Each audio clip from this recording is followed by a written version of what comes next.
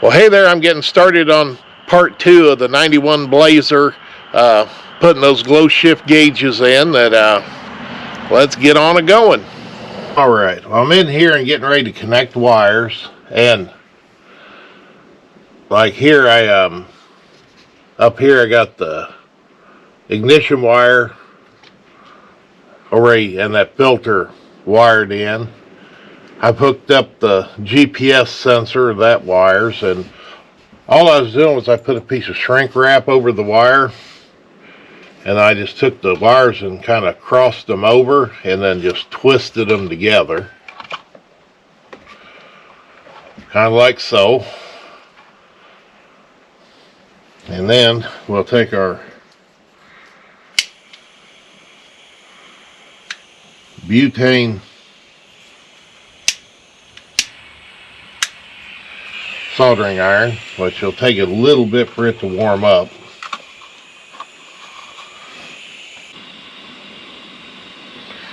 And as that gets warmed up, it'll start to smoke, and then I can come over here to start out with my GPS speedometer wire,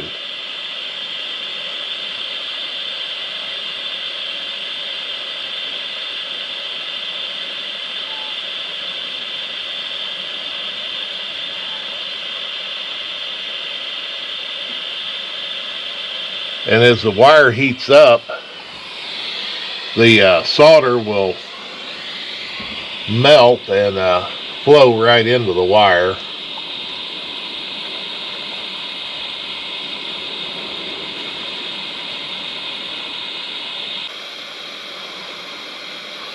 Okay. Once I get all that, I can shut the soldering iron off.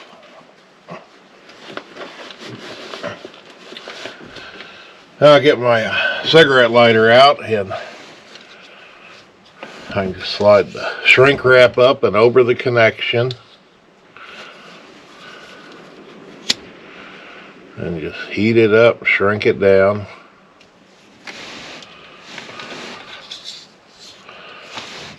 And the shrink wrap comes in different sizes, so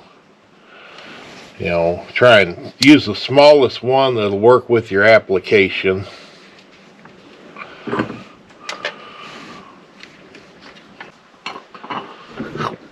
Alright, and that gets shrink wrapped on red, black, orange, and yellow, and then on my little wires. But the only one I may put a little tape on is that one, even though it feels like it's stuck there, but we'll see. But I think now that I'm at this point, I think I can get the plug in a couple things, and I can get ready and put the plastic part of the dash back in the hole. Now, with me going back in here and putting the cluster back in, the one thing that I am going to do that wasn't there is where this actual plastic was supposed to have been secured to the metal part of the dash. I'm going to take some screws and actually secure it, because when you put the the pad back up against the dash, and then some of your screws for the hold the cluster in actually go into this plastic, and if it's not secure, then nothing's secure. Okay. So, and then that gets this secure.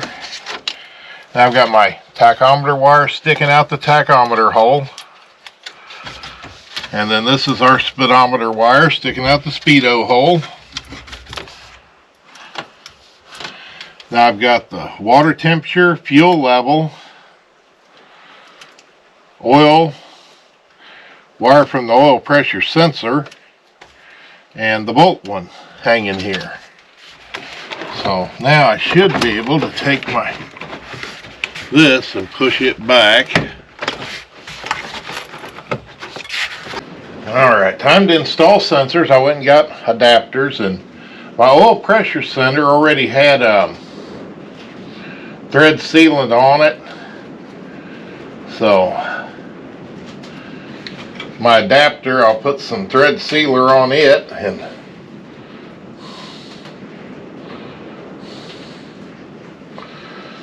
that already took the old sensor out, so all I got to do is put this one in and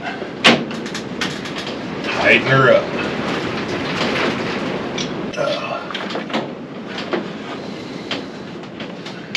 I got a socket. It'd been nice if I thought there'd have been room to put a socket down in here, but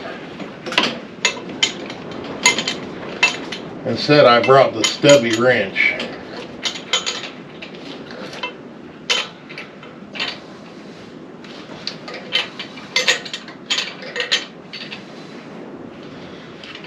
Okay, so that should be good back there. And then for our coolant temperature sensor, I found a brass, that would do that one. And same thing, I'm gonna have to, this one don't have no sealer on it, so I got to put sealer on both.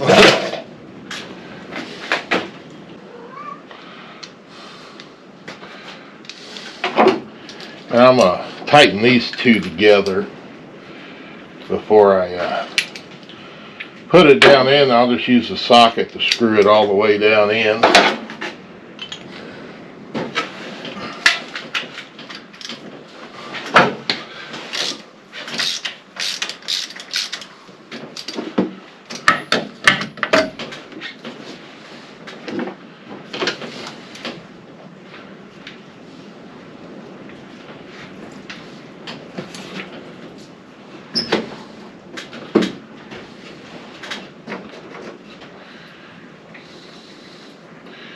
Try and do that to be as quick as I can so I don't leak a bunch of coolant out, because I got the cats in here.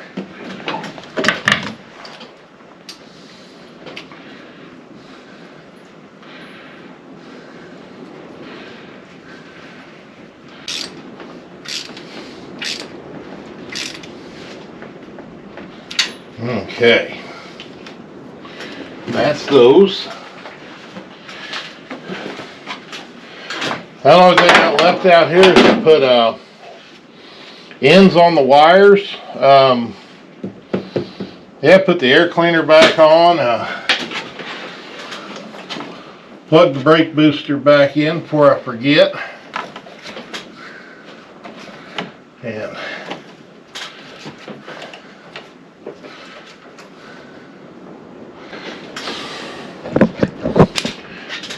there's our coolant temperature sensor, and I got to do some wiping up there.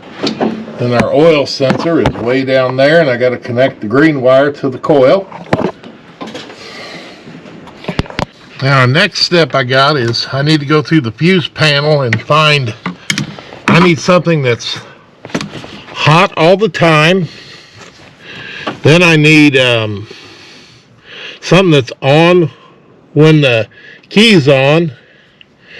And then I need the one that comes on when I turn on the parking lights. So let's see. Because there ain't a lot of room under here, so. Let's see. That one says wiper. So that's probably on with the key.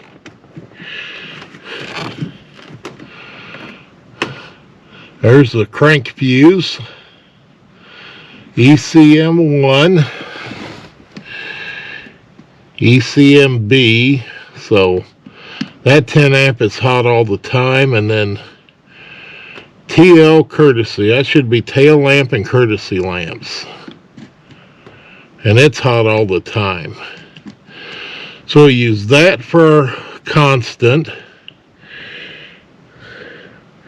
Oh, and that 5 amp up there says instrument lamps. So There we go. There's our dash lights. So that'll go where the 5 ampere is. And then I think I'll use that AC. I gotta go get the keys, but I'm sure that one that says AC and heat up there, 25 ampere, is more than likely going to be hot only when the key's on. So I'm gonna get my wires ready. Let's get them attached. Okay, getting ready to stuff the dash in.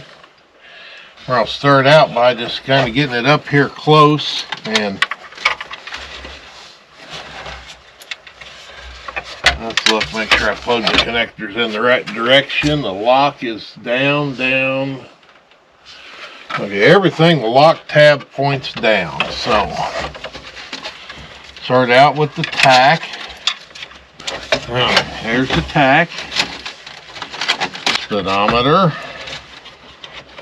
So I'll do volts and then oil temperature. So volts, water temperature, and fuel level. And as I go to push this up here, I just want to make sure I direct all the excess wires back into the that white plastic. I'll start out, I'm going to put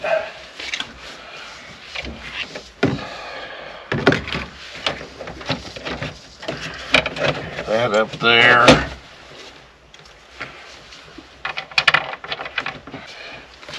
I did go buy some new screws because there were some that were missing. So I'm going to start 2 of my new ones down here in the bottom.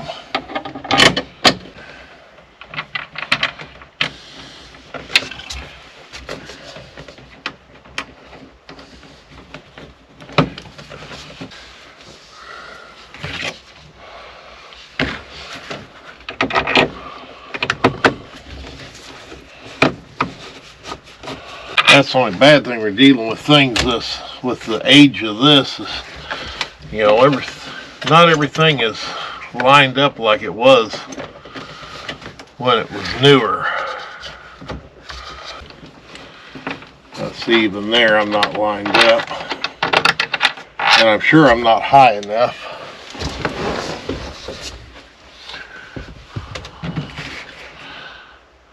Oh no, yeah.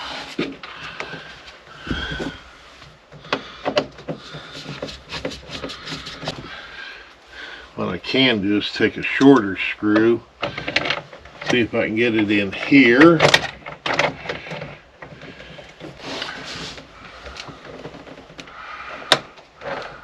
And damn near probably hit that now.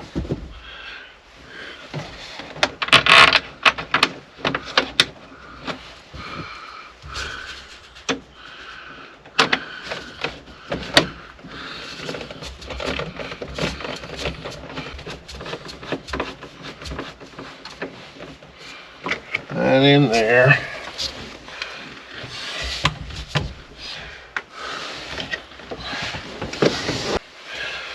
Well, I think I'll get his radio back in there. Let's take a quick peek.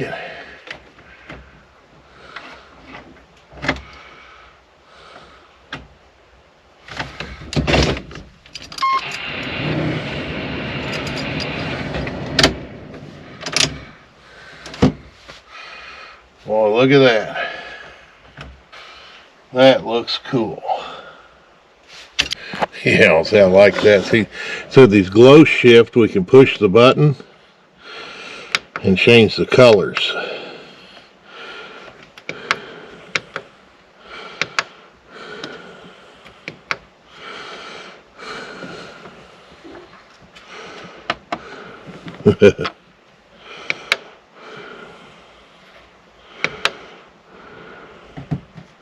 Hey, no claws. Okay, well, since I got the dash all put together, I've got to get the new sending unit and this fuel tank. So I brought a couple sockets, and well, it looks like it is 7/8. Even though normally a 1/2 inch bolt, it'd be a 3/4. And I got my rust penetrant, and just so I don't have to lay in it, I pulled the rag up there and I'll just spray that.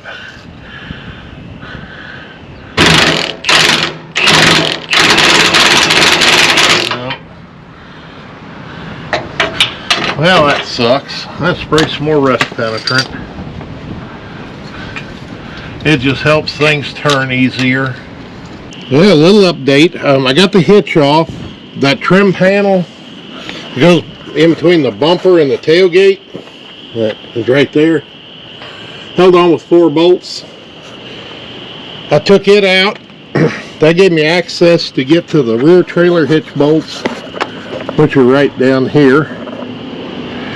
And it also gave me access to the 3 bolts in the rear that hold the shield on. It also gave me access to the front 3 by laying underneath to take the front 3 out and remove that shield. And then the lock nuts that are on the tank straps, I went ahead and took those off and got them out of the way. And what I was working on now is getting the filler hose loose, and I lubed that clamp down with some rust penetrant, and I gotta get a pair of pliers to take the hose clamp loose. And then we'll see if I can fish that tank down and out of there. And it shouldn't be too bad. Since it's not the fuel injected anymore, I have no idea how they attach the hoses, so, or even if it's still got the fuel injected sending unit in it, that I think, not 100% sure, but I think you can put the earlier non-fuel injected sending unit in here so it works with a carburetor. But I'm gonna get that off and then see if I can I'll get my floor jack, put under the tank, and I may still have to drain some fuel out because the gas gauge didn't work, and hitting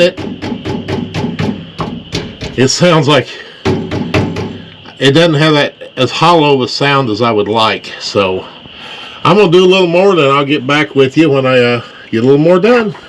Well, I got the gas tank out. That it did turn out that it's bolted up like original, that with the 5/8 nuts and the 3/4 on the hose, and of course our hose that goes to our charcoal canister. And of course this thing's rather full, so I got to figure out how to get it up in the air so I can siphon some gas out of it. And and when we go back together, we'll put these hoses on after it's up there, because this made it the biggest challenge, was trying to unhook these with it laying over at an angle, because really ain't got room to get your hands up in there, and you don't want to lay underneath it.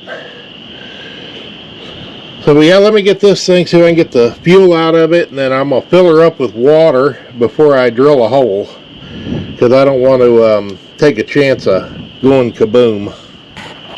Alright, so got tank out.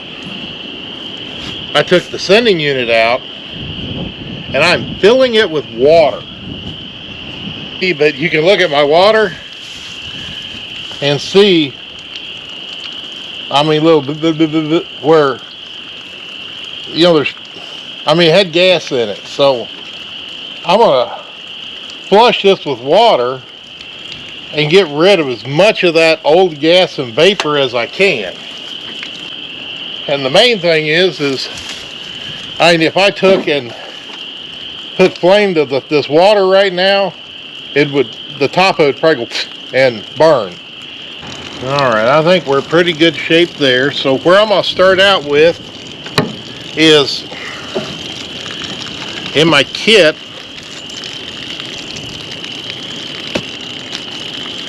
To install the new fuel sending unit,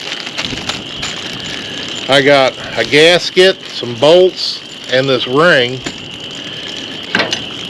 So what I initially did was I took my ring and figured up this will only go on that sending unit one way. So I picked the direction pointed toward the old sending unit. I laid this down And I took a Sharpie, made a circle on the inside, and I found the center and used this as a center punch.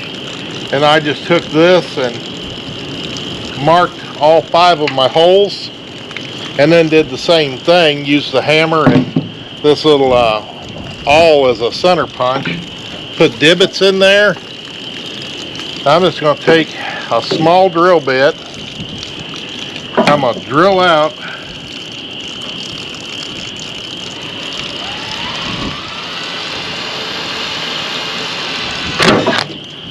all 5 of those holes.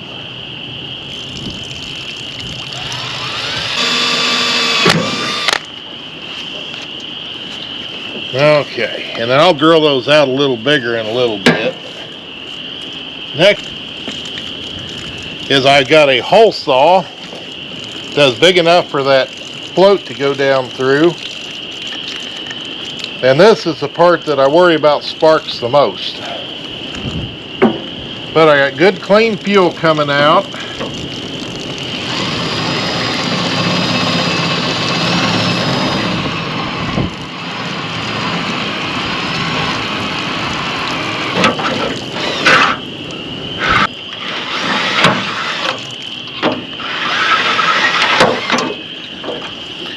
And I'll fish that out in a little bit with a magnet. A little bigger drill bit.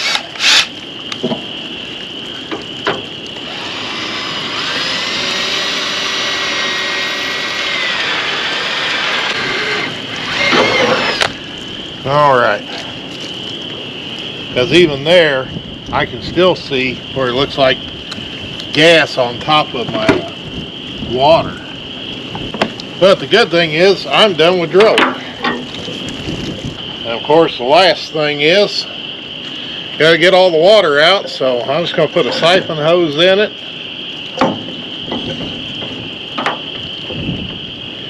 You know.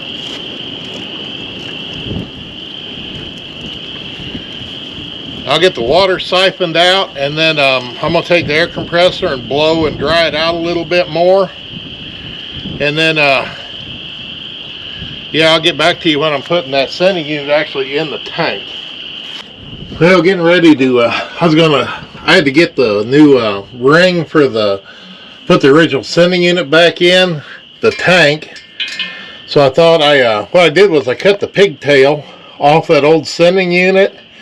Since there's no longer an electric fuel pump, the only thing this is needed for is actually for that sending unit. Down. I'm just going to run this up over the frame, kind of like so, up, and plug it in back here. And of course it starts out back here as a purple wire and then changes to the pink one. And then my ground wire I put on there, I'm going to put it back and bolt it in the original spot on the frame where the ground wire was at for the fuel tank. Now I followed that harness from the rear. It comes up here, and I found the pink wire up here. I'm just going to cut it, or attempt to, and then of course this is my fuel gauge wire from inside. So of course I got my butt connector here. Twist that there.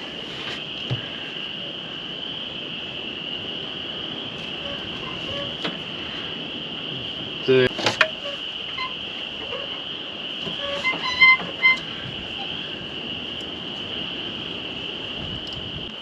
And we go to our next test.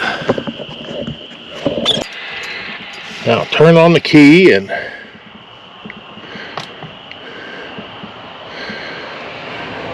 okay, so I got the key on, and right now our fuel gauge is on E.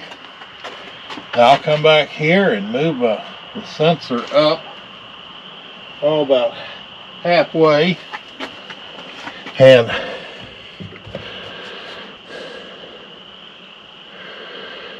Might be a little over halfway, but close.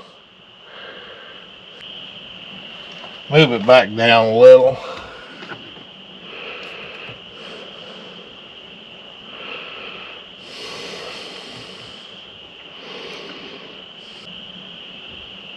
And there's all the way full.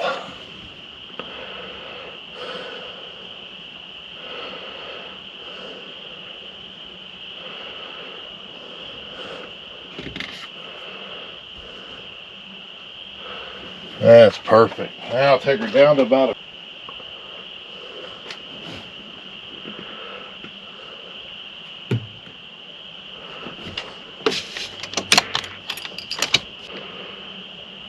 yeah, it says a little over 3/8. Let's see. Yeah, I might have to look at that chart and adjust that. We're a little bit off because I'll have to look and figure out how I fine-tune that, because that is a little too high, but hey, at least it works. Alright, getting ready to go back together, and I went ahead and used my drill and put the bolts through the ring here, and I think that's my mark for up top. So that, yeah, maybe not. Me fiddling with things, might have worn my ink mark off, but that's got to go something like, I think it's like that. I did not initially get this clocked right because these holes are not evenly spaced, but I pulled it out, used this as my guide, and got them started like they needed to be. Now we can put this down through like so, and get the nuts started, because I will tell you, if you drop that ring in the tank, you're down to fishing it out, because the stainless steel bolts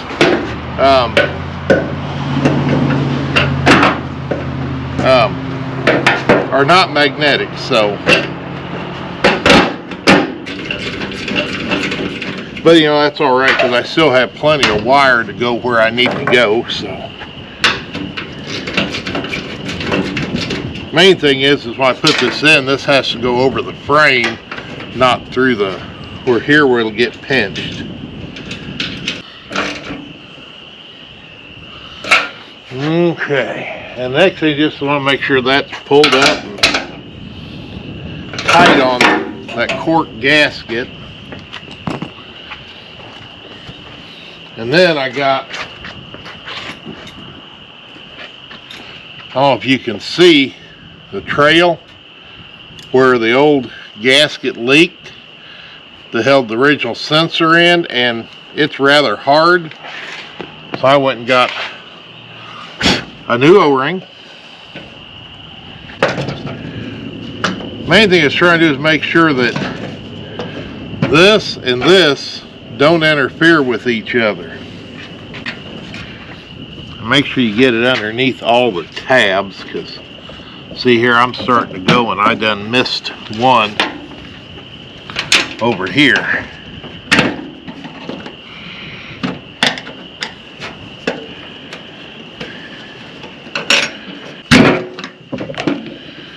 Sometimes there's just no good way to do that.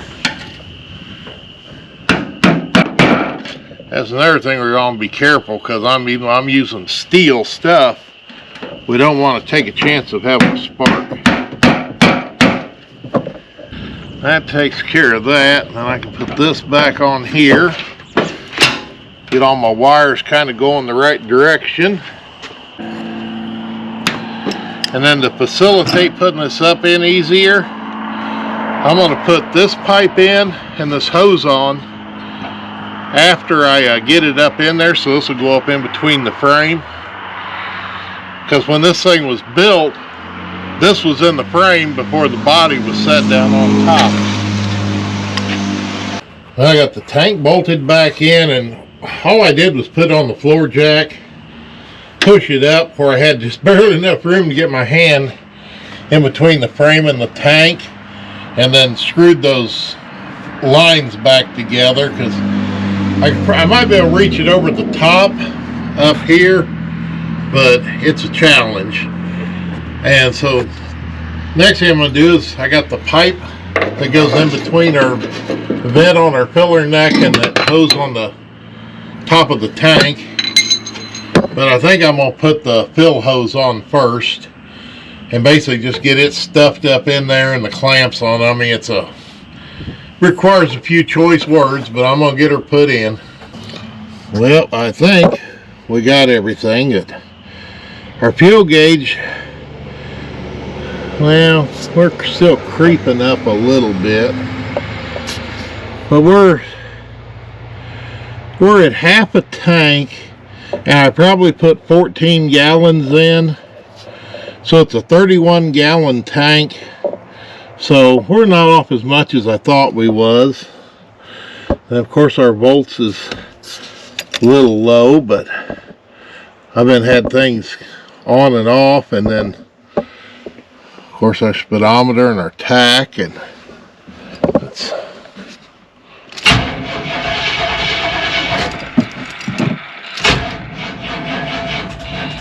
yeah, I'm gonna have to charge the battery, but that's okay. I mean, when I had it running and drove it up, or got out of the barn to come up here and work on the concrete, our temp and our water gauge were working, so our water temperature, and our tach was working. The only thing I have to do is take it out on the road for a drive for the speedometer.